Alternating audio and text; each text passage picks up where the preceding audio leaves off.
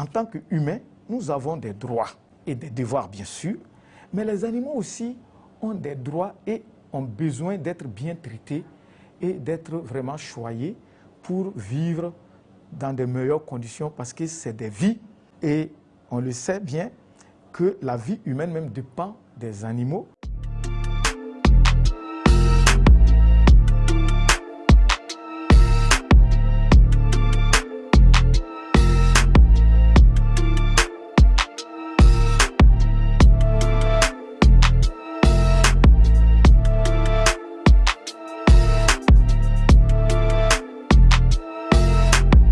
Dans un pays comme le Burkina, c'est un peu compliqué.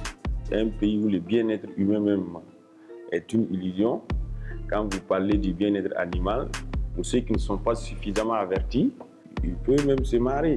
Parce que le bien-être animal, pour eux, ça n'a aucun sens. Selon eux, les animaux sont faits pour satisfaire leurs besoins. Et la loi burkinabèle, notamment la loi sur la santé animale au Burkina Faso, dispose que tout animal doit être placé par son propriétaire ou son détenteur dans un cadre, dans un environnement qui permet à l'animal d'exprimer donc ses spécificités, de son bien-être.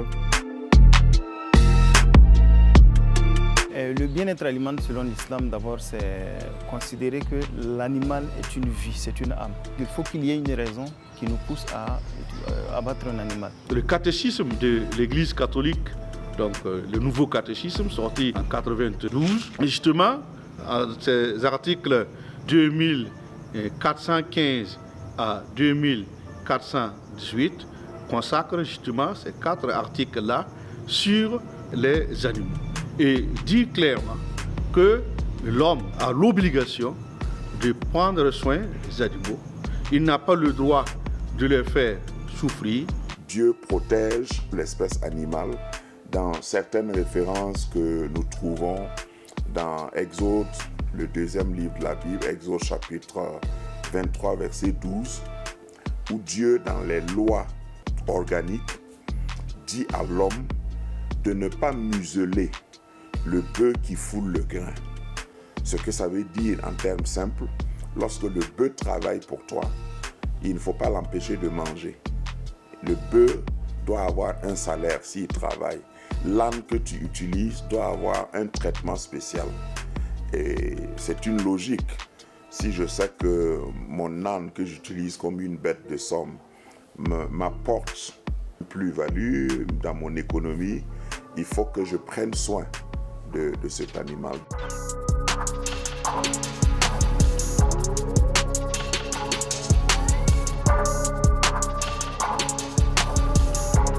En tant que technicien, c'est pas possible. Les animaux transportés avec des motos, des centaines de... c'est pas bon. Notamment la loi sur la santé animale a effectivement proscrit donc certains comportements de ces gens. Mais il faut reconnaître que les gens continuent donc de le faire. Qu'il ne faut pas stresser l'animal, qu'il ne faut pas le maltraiter. Il ne faut pas prendre l'animal comme si tu le mets en prison sans aucune liberté et le stresser. L'animal ne te donnera pas grand-chose. Mais quand l'animal est dans de meilleures conditions, il te donnera tout ce que tu as à mesure d'attendre de lui. Le fait de favoriser le comportement naturel de l'animal, ça a un impact sur son rendement. Donc un animal qui est dans son milieu naturel, ou bien qui vit dans une ambiance qui lui est favorable, il va mieux exprimer ses potentialités. Si c'est une vache laitière, elle va mieux produire. Si c'est une poule pondeuse, elle ne sera pas stressée, elle va prendre normalement. J'ai assisté personnellement en Europe à une séance de traite de vaches. Mais j'ai été impressionné. Ils mettent de la musique suave. Les vaches écoutent la musique. Et la vache, elle laisse tomber le lait à volonté. Ça, elle est dans les conditions normales de température et de pression. Elle n'est pas stressée. Elle a été bien nourrie. Elle est bien traitée. C'est là on dit 25 litres de lait. Maintenant, lorsque ces conditions-là ne sont pas respectées, si par exemple la vache ne trouve pas suffisamment à manger, ou bien qu'elle doit se déplacer des kilomètres pour manger, elle va dépenser plus d'énergie à se déplacer. Et cette énergie qui pouvait être consacrée à la production laitière ou à autre type de production sera dépensée pour la recherche d'aliments. Donc, ça influence sur la qualité et sur la performance de l'animal. Donc, c'est pourquoi Vous verrez par exemple pour les élevages laitiers, les éleveurs ont plus opté pour un élevage sédentaire. C'est-à-dire c'est l'éleveur qui apporte à manger à l'animal sur place.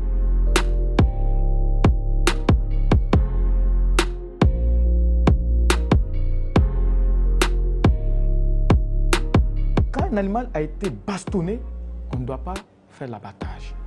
Parce que ces blessures peuvent être même des sources de contamination, puisqu'il y a des bactéries, des virus, des trucs qui peuvent être là-bas. S'il a été traumatisé et il arrive tout de suite, on fait l'abattage, le contenu gastrique, les bactéries, les virus, en tout cas les microbes qui sont dans son ventre là, peuvent migrer dans la chair. Et cette chair peut être source de danger pour le consommateur. C'est pourquoi il est préconisé de ne pas maltraiter l'animal et que d'attendre par exemple 24 heures au moins de repos, il est recommandé.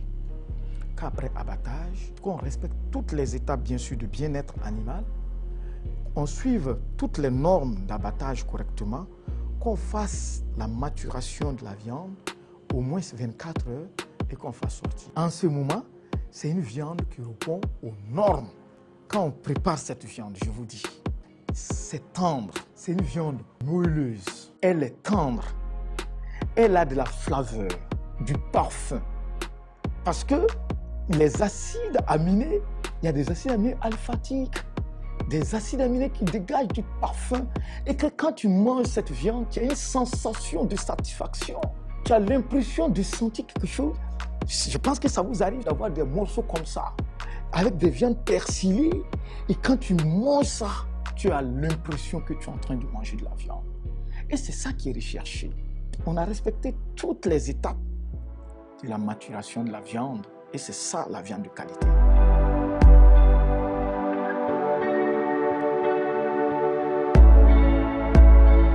La question du bien-être animal doit se poser.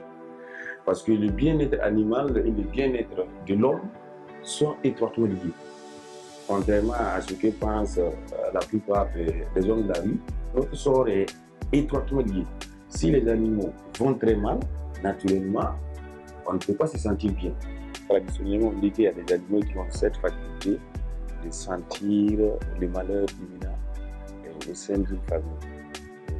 Ça, c'est des choses difficiles à vérifier, vu que ça relève de l'irrationnel. On ne peut pas donner des explications, bien sûr, universelles et objectives à ce sujet. Mais ce qu'il faut retenir, ils ressentent la douleur physique, tout comme l'homme. Et il y a beaucoup de points communs entre l'homme et l'animal. Il y en a tellement.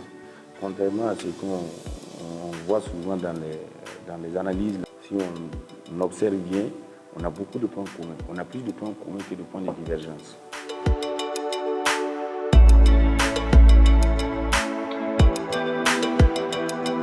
Déjà, en termes de bien-être, il y a deux éléments qu'il faut prendre en compte.